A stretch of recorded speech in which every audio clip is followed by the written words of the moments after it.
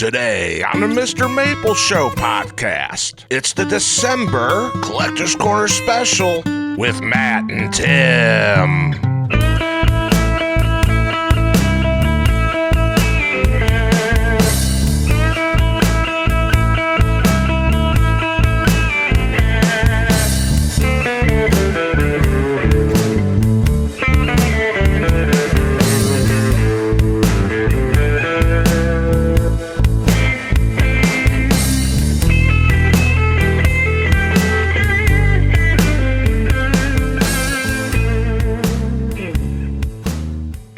Konnichiwa, y'all, and welcome to the last Collector's Corner of 2024. Not the last Collector's Corner, but the last of 2024. We love breaking down trees, talking about different trees in different ways. Today we're going to be talking about some of our favorite Japanese maples for each category. And the way this Collector's Corner works is we just put together 10 categories, and then Matt and I each select a Japanese maple cultivar or a maple cultivar based on those categories. So today we're bringing you the Collector's Corner. We're going to start off today first with fall color. Matt, what do you have down for your fall color this time? Man, first remember to like and subscribe to our channel, y'all. And also give us a 5-star review on your favorite podcast platform. See that? It's called marketing right there. All right, I've got Orange Flame, y'all. Orange Flame, one of my favorite fall color Japanese maples. It's recently been in my mind, just seeing those this fall. I mean, we're through fall color now, but that one really made an impression this year again. Fast growing, phenomenal orange. Gives Hogyoku a run for its money. I mean, really, one of the all-around best orange Japanese maples for fall. Hard to beat it, though, for growth rate. Over 1.5 feet of growth a year. Sun-tolerant, durable. I like that it comes out with like a bronzing orange blushing in the spring, too. Goes to a green after that. Just all-around bulletproof tree. I mean, don't stand behind it and shoot at it, but it's bulletproof. I love it for everything it does. And for fall color, man, it's hard to beat it. It's bulletproof like those, like the glass on the Tesla trucks, right? I don't know, man. I wouldn't be shooting at them. All right, what's your fall color tree, Tim? I was going to say Orange Flame's an amazing tree. It fell on our recent podcast of our top 25 or top 20 fastest growing Japanese maples. It gets out there, and it really is an amazing fall color choice. My fall color choice is Dr. Brown. It has some of the best orange fall color of any lace leaf. I guess we were both thinking orange because it really does have that next level orange color for that weeping style. You know, other nurseries actually take Talon Buckholtz's photo of Dr. Brown and try to use it for Orangeola because it's the fall color everyone wished Orangeola had, because it is just a pure orange that is just amazing. And what a marketing genius name, Dr. Brown. I mean, could anybody have ever put a more trademarkable name on a plant than Brown? That sounds so phenomenal. You know, people in the U.S., they think horticulture, they think brown plants. They think healthy, vibrant. I mean, it's got the worst name, but it's an awesome plant. Dr. Brown, you know, named for a guy. His last name was Brown, obviously. Phenomenal plant, though. Love that spring interest on it. I mean, we talked about the fall, but the spring interest on that, it's such a next level lace leaf. Maybe one of my favorite from that entire ornatum type group. I mean, just colorful, showy. I love that it kind of has a yellowish eye to it in the spring. Yeah, great fall color, too. A great fall color. All right, the next category I put down was winter interest. So, Matt, what do you have for winter interest? You know, I must have been on an orange theme today because I went with winter orange. Some people could call this one winter orange because it's going to be better than whatever you got. Winter orange is phenomenal. You know, winter is coming. Winter orange brings it.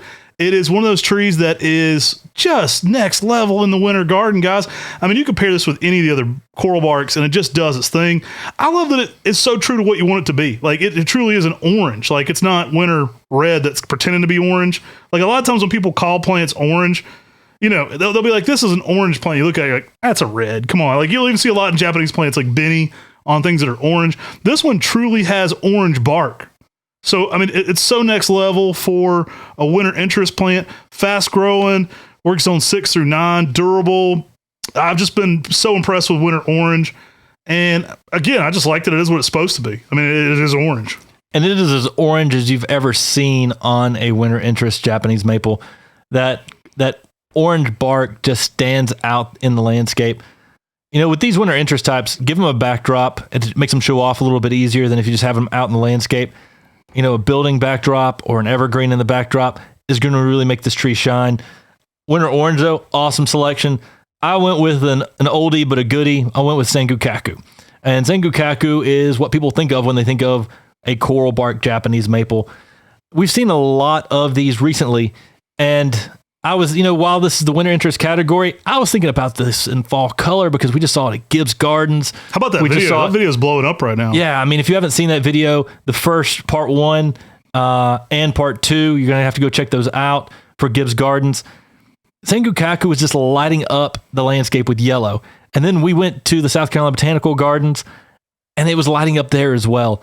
It just shows off in the fall, then it drops its leaves, and it shows off in the winter with just the exact opposite. You go from bright yellow in the fall to just that coral bark that everybody loves for Japanese maples with the winter interest. It is, when people think about a winter interest Japanese maple, the first thing that comes to mind is typically Sengokaku. And the name translates as coral towers. And it does get out there. It's a little faster growing than many of the other coral barks. Give it sunlight to really pick up that bark color. And as the winter approaches, the bark is going to change its color and become more intense during that winter time. Great plant. Another one's going to work zone 6 through 9. Coral barks work great in sandy, loamy soils. They're really adaptable to most conditions. They're very heat tolerant as well. You'll find a lot of people really singing the praises of coral barks that are in warm, dry conditions, especially, even further into the south, places like Texas. They're very durable plants that can handle a good bit of sun. Even that East Texas kind of location. Make sure you got really good drainage. Coral barks don't want wet feet. Sengokaku, though, one of the best, fast growing, typically puts on over a foot of growth a year, and really is the bright spot in the winter garden. All right, next up, people love classic cars. We love Japanese maples here on the MrMaple Show. What do you got for the classic category, Matt? Keep making me go first. Let's see what you're trying to do here, man. Let's see how it is. I got Aka Shigetatsu Sawa. I ain't afraid to throw down. I'll throw my hand down. Aka Shigetatsu Sawa, great plant from the 1700s. What a poetic name. Snipes flying through the sky, the midnight or the evening sky. Red snipes flying from the swamp in the morning. Oh, in the morning. I was thinking in the evening. Yeah, poetic. I mean, wow, what a name. I read the poetry. I love the plant. Aka Shigetatsu Sawa, though, so next level for a reticulated Japanese maple. It's been around since the 1700s. We were talking about it before, but it's like, we were talking about it. We were recently on Bonsai Mirage podcast, name drop on you guys. We were pretty cool to be on that. I don't know if it's out yet by the time you're hearing this, but those guys had us on their show. Really cool. And we were talking about the level of sophistication that Japanese maples have. It's like, they've been phenomenal plants since the 1700s. I mean, this is something that was selected all the way back then. Reticulated variegation, where you just have that deep pink red color in the early spring. And then Aka Shigetatsu Sawa, too, is a slower growing Japanese maple. It doesn't get that big, kind of has this nice sort of slow spreading out shape to it. That is a pretty next level classic selection. Now, give it some sun. I will say if you're in heavy shade, it can look a lot more like Shigetatsu Sawa. If you're getting a little bit of morning sun, you will get more of that red in that spring garden. If you're in heavy shade, it can be a little greener. So a lot of people will confuse those two.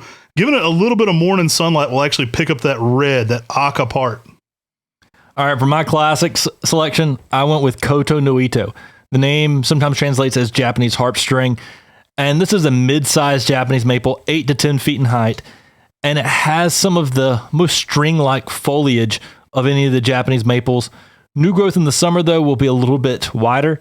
So don't worry about that. That next year the following year will come out with that string-like foliage. This is just a tree that gives a soft feel in the garden, gives that bamboo-esque feel. And when the wind blows, it's super beautiful seeing that out there in the garden. The springtime, it's just a nice chartreuse green. That's what I was thinking when classic was Koto no Ito. Highlighter yellow in the fall. We've had that thing just glow in the fall. Had been around since the 1700s, though. I mean, I got to take away a few points for that. Don't know if it's quite as classic. Phenomenal plant, though. It's got a very graceful appearance to it. Koto no Ito, especially as you get an established one in the landscape. I mean, that is one everybody talks about. There's one at Maplewood Gardens that people are surprised at how young it is. It's not that old of a plant, and it's under 20 years old.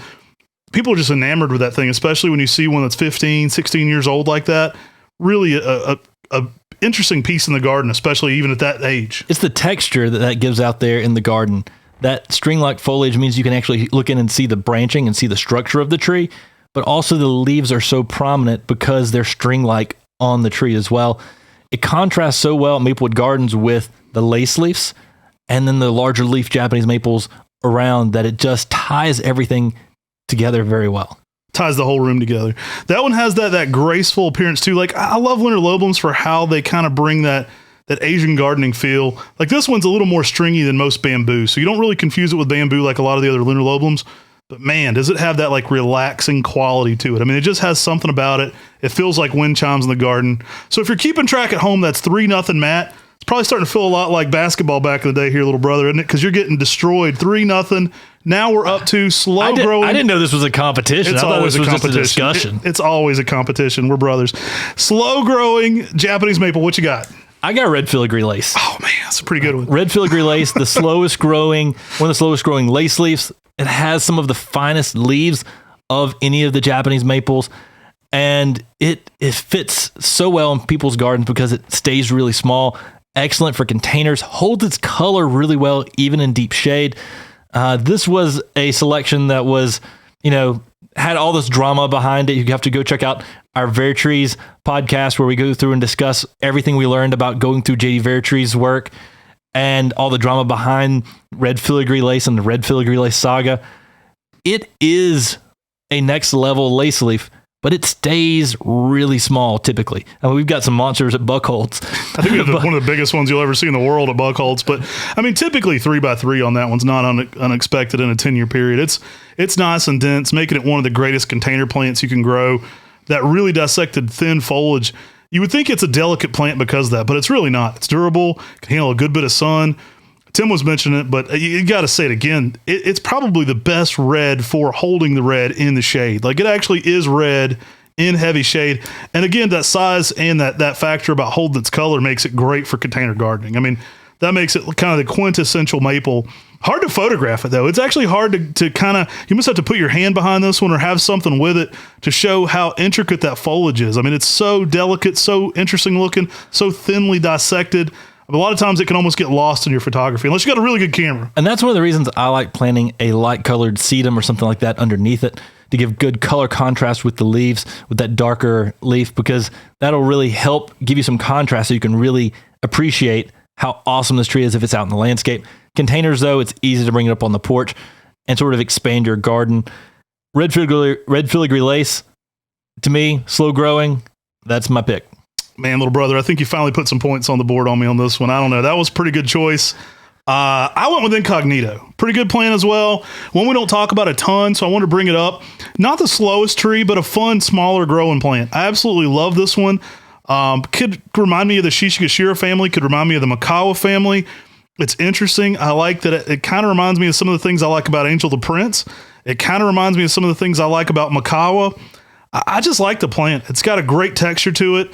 I kind of even like it out of leaf. I was looking at the one beside the office today, and I kind of like that skeletal density it has to it. It kind of looks like some interesting structures going on in the landscape, even right now out of leaf. Yeah, in the early spring, you get a little bit of a border to it, sometimes some nice coral pink kind of color out of Incognito.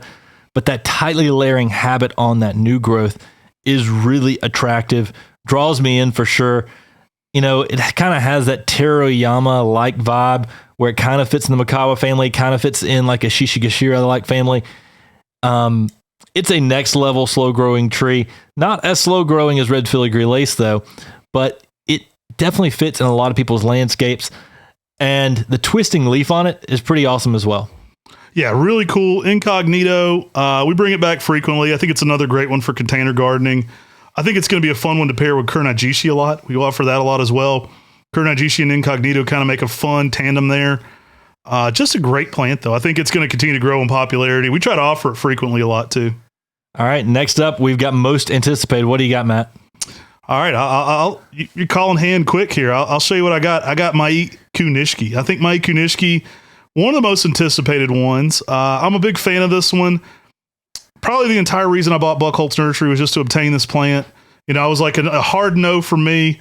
Talon showed me the Mai Kunishiki, and I said, let's fork over the money. We're going to have to buy an entire 25-acre farm on the West Coast to get this plant. He tried finding us a 1 gallon on the farm that day, Probably saved me millions of dollars. And honestly, we couldn't find one. And so we just said, hey, you know what? We got to buy Buckholtz Nursery to get this tree. Crap, I've got to buy the nursery now. I can't let this go. You wonder why we bought Buckholtz Nursery? It was for Mike Kunishki. It was for Mike Kunishki, yeah. People are like, you guys are collectors. Like, you really don't know. Like, I couldn't walk away from this tree. It's like, let me buy this tree. It's like, it comes with the whole nursery. Crap, I got to buy the whole nursery just to get this tree. But it is the most white Japonicum I've ever seen. It's got the leaf of Mei Kujaku. The name is kind of mixed up. I don't really like the name because it's Mei means dancing, Kujaku means peacock, and so it's Meiku, which doesn't really make sense there. But it is an amazing, amazing tree. I love it. I mean, again, I got weak in the knees the first time I saw this. It's like, you drive a hard bargain, Mr. Buckholtz. I guess I'll buy the whole place. So, phenomenal plant. It really is nuts, though, guys. It looks like a Maikujaku that's variegated like a Shigetatsu Sawa. I mean, it's got reticulated foliage. It's white in the spring. I mean, you're definitely going to have to give this late day shade. We've got it in production. I mean, it's my most anticipated tree. We're actually ahead of production schedule on it, so I'm pretty impressed with where we're at on this one. I wouldn't say it's dropping soon, but it's in the works, and I'm real impressed with where we're at, what we've been able to produce on this one so far. Because when we bought the nursery, there was one tree. Right, because we looked for that second one really hard. We did. It would have saved us a lot of time and money. Had to buy the whole place to get it. So, yeah, good plant, Mike Kunishki. All right, what you got, bro? That's a winner, though. I like Mei Kunishki. I picked Pandemonium. Red Panda. Hard to beat it. Has all the hype, and this was our variegated sport that happened on the original Red Panda. We grafted it. We've got this tree in production now, and Pandemonium has just this unique swirling variegation, a little bit of crumpled up style leaf with that Makawa-like habit and the red color of Red Panda, a little bit more pink red color on Pandemonium. It is a next level selection that we've got in the works here at Mr. Maple. It looks like you took Red Panda and mixed it with Kryptonite or Lily Pad. Like, it almost looks like a Lily Pad X Red Panda. Like, it's a variegated Red Panda. The original Red Panda in my garden had this sport on it. We were watching both. We were selecting it for the color. The original one, as many of you know, the story goes, got hit by a weed eater. And I'm pretty sure my wife weed killed it after that too. So it had no chance of making it. But the original plant was grafted, and from that graft, we were able to isolate the Pandemonium genes. So we were able to get two selections out of that one tree, the sport on it becoming Pandemonium, the all red form becoming Red Panda. You know the hype on Red Panda. It's been going through the roof for years. Pandemonium, it's coming. It's coming. We're working on it. Well, you were thinking about those different, mixtures. I think I got it. Like a Benny Camachi sport on a Red Panda. Yeah, that's pretty legit. It can often have smaller, thinner foliage than the rest of the Red Panda. Still working on this one, guys. I mean, we're building numbers. We want to do it correctly. So there's several of them that have a piece of the sport on them. We're probably going to be grafting from the most variegated one going forward. So we're probably going to pick the best 3-gallon of them all and then only produce from that. So they're all uniform across the board. I've been really impressed with this, though. I mean, heck, if it did revert, would you get a Red Panda? That's it's like a huge sell it on eBay too. So it's not like you're getting a dog if it happened to revert. But phenomenal plant. I think Pandemonium's going to be one of the most hyped plants going forward. I mean, being Red Panda had all the hype behind it. Pandemonium had to be the title of this one. Yeah, of course. Pandemonium. I mean, it just fits. It's got that variegation. It gets all the craze that Red Panda has. And then some too, because it's the variegated sport. It's the next level. I mean, what do we find next? A witch's broom on Pandemonium? Who knows? And don't tell them about that one. I'm just saying, it's just, you get all this craziness happening. And it's just like one thing you find after another. It sounds like a creative player. It's like the fake plants. Like, could you just go ahead and get a weeping lace leaf bihu with a purple border that's variegated? Yeah, we'll do that. All right, guys. Next up, I've got yellow, and I'm throwing down the gauntlet first. I'm going down with Acer palmatum yellow threads. This is a yellow linear lobum. It has that strap leaf. It's got that smaller shape with that vase, that kind of V shape going on with it. But you get that yellow color on a bamboo linear lobum selection. So very next level. Next, one of the newer introductions by Talon Buckholtz. One of my favorites of his introductions, and to me, adds that yellow color in the landscape. We do cultivar breakdowns on the Mr. Maple Show on YouTube. If you haven't seen the cultivar breakdown on Yellow Threads, go check that out. You can actually see the yellow color this tree can provide as a more specimen type tree in the garden. Yeah, I always go back and look at those and I'm like, man, they finally caught it. Because we'll air those and they'll get like 1,000 views in a week. And then you'll go back later and you'll be like, 10,000 views. Oh my gosh. So they kind of slowly build. There's a whole catalog on our YouTube channel, more than any book you'll ever find for free on Japanese maple cultivars. Yeah, I'm gonna not lie with that. That's a hard one to beat. I love Yellow Threads. That highlightery yellow it can get in the early spring. It's so next level. It's like the Allen's Gold for me of pine barks. Like that was a game changer for pine barks because it was an orange pine bark. Well, now you've got a lunar lobulum with an off color. You know, you already had reds and greens and some things like that, but now you have a true yellow going on. I mean, it's so next level. Hard to argue with that. That's a phenomenal plant. I love lunar lobulums for the textures I was talking about earlier. They really give that graceful habit in the landscape. And Yellow Threads, it does it. It does it. I think we're 3-on-3 then, right? No, I'm still winning. I got Princeton Gold, guys. Acer Platinoides, Princeton Gold. I'm not giving you Red Panda. I got my AQ Nishiki, son. You're like, what, 4-1 right now, maybe? Hey, Princeton Gold, that's an awesome selection. Make it take it. A lot of our photos of Princeton Gold come from the Princeton Gold at Flora Farm. I fell in love with Princeton Gold, though, because of the big one they had at the J.C. Rouston Arboretum. Just seeing that thing in the spring with that yellow color is next level. Oh, I love it. It is graceful. It's interesting. You can get a little bit more of that bleached out color. I even like it on that larger foliage. I think that larger kind of platinoides style leaf is phenomenal. Just a cool plant. Makes good shade for your other plants.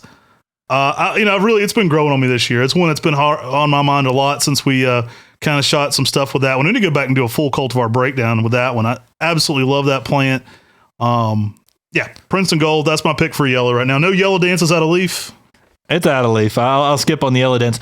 But Princeton Gold, duplicate name with Ginkgo biloba Princeton Gold. I mean, get creative with a new name, people. Got to do something new there. The yellow dance in hibernation for the winter. You heard it here, folks. All right, Tim, variegated plants. What you got?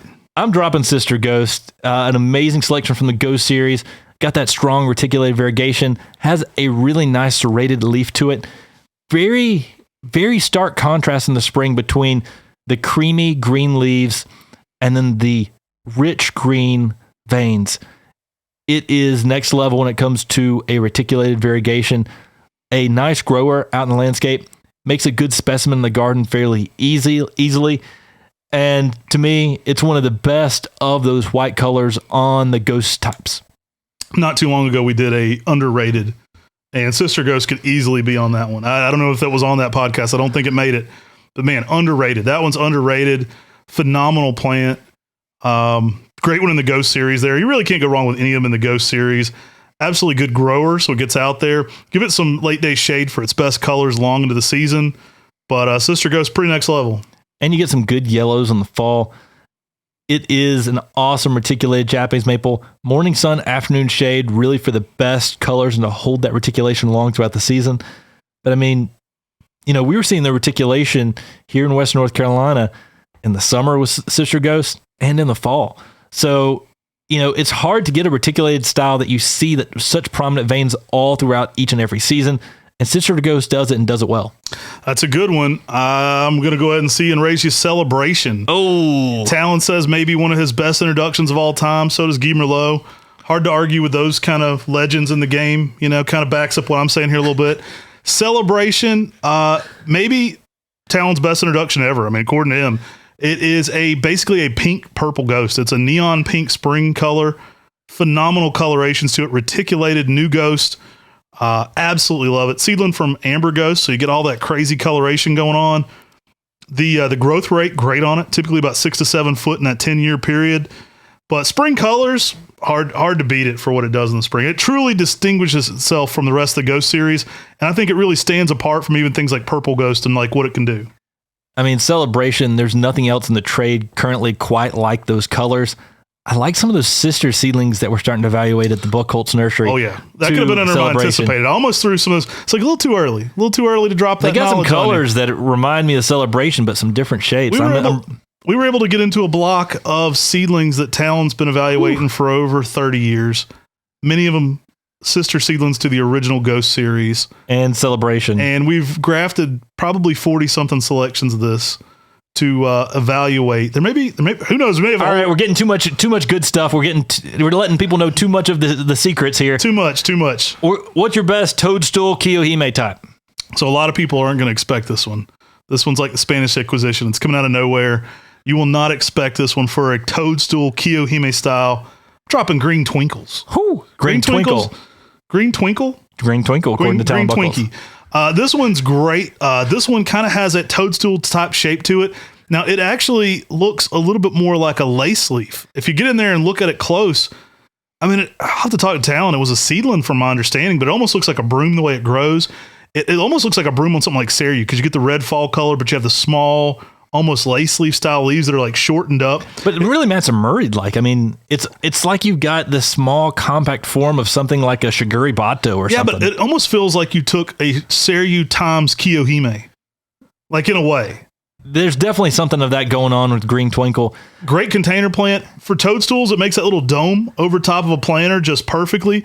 I've got one in my garden, and it's probably, 4x4 right now. And I absolutely love the way it looks. Great red fall color as well. And that did fall on our most underrated podcast. You have to go check that podcast out to see where Green Twinkle falls. But I'm telling you, it is a next level tree.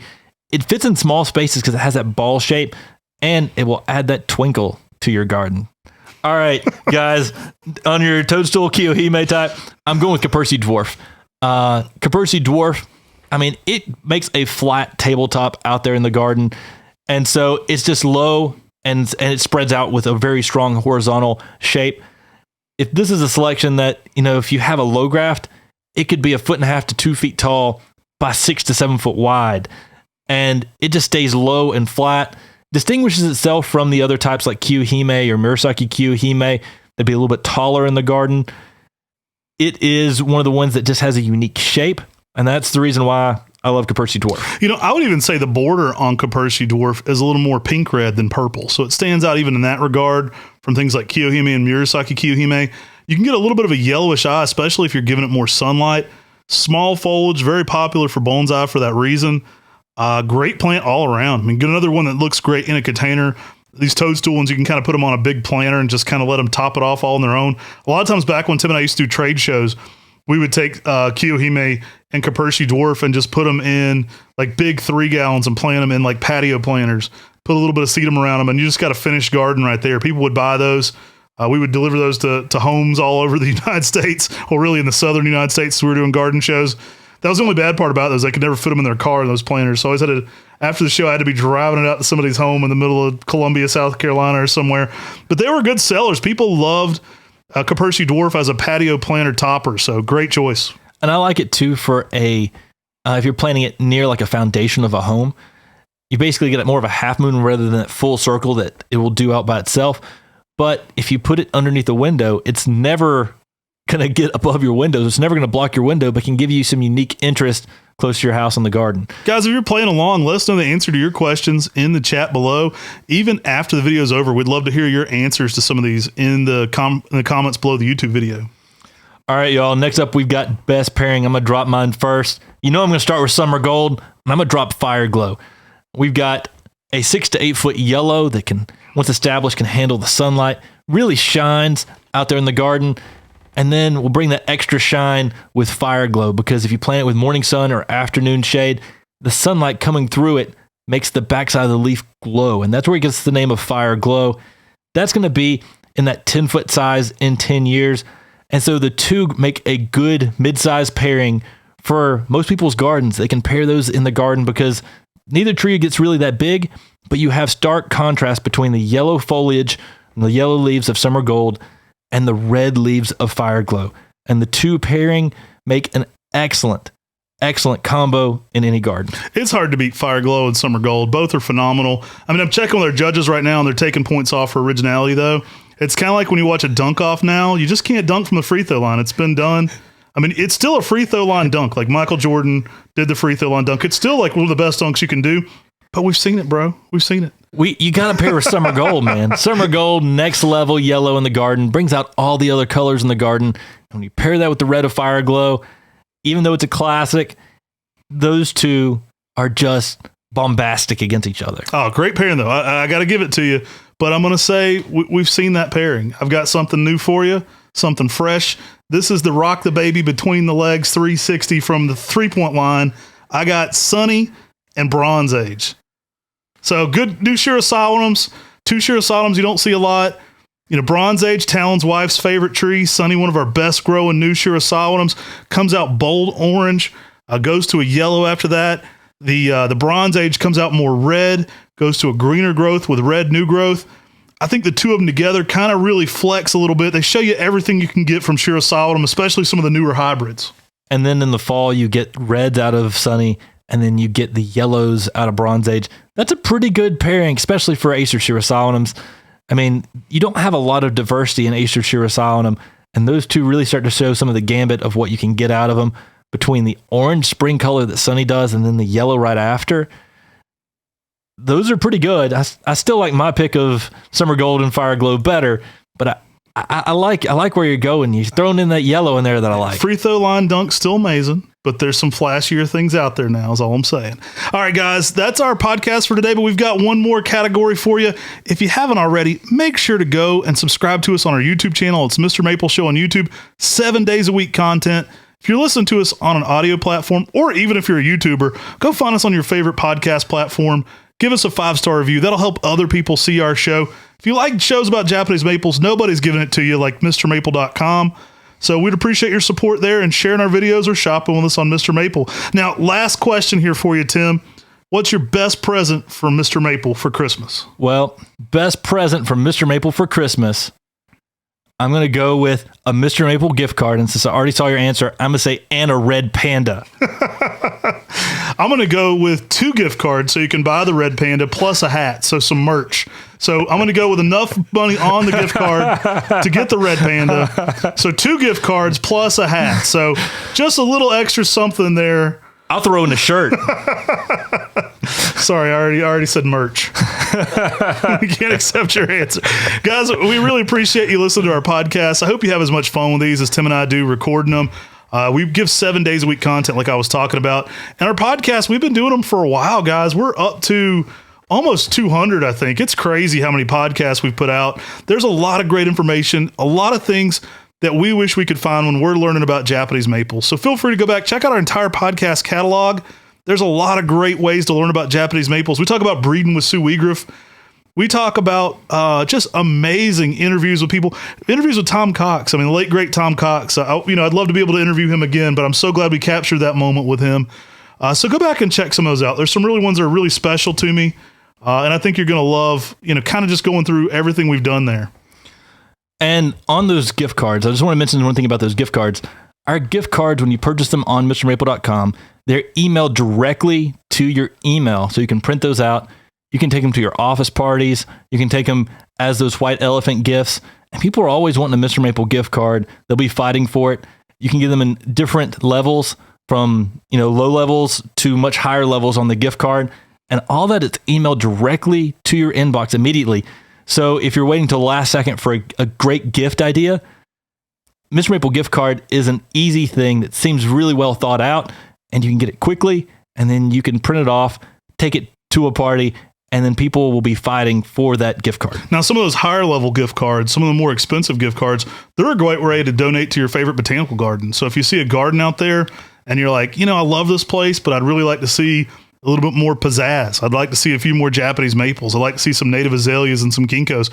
You can always donate some of those as a way to donate to, your favorite park. And then they'll be able to purchase some of the best plants from you for that park with that gift card. So that's why we see some increments that might be a little higher. It's a great way to donate to your favorite park or arboretum that you want to see just a little bit something more flashy. You're out there walking the dog already. Let's get them some red pandas to put in the ground. Y'all, thanks for listening today. Thanks for everyone that jumped in the live chat if you're watching on YouTube. Take care. God bless. And have a great day.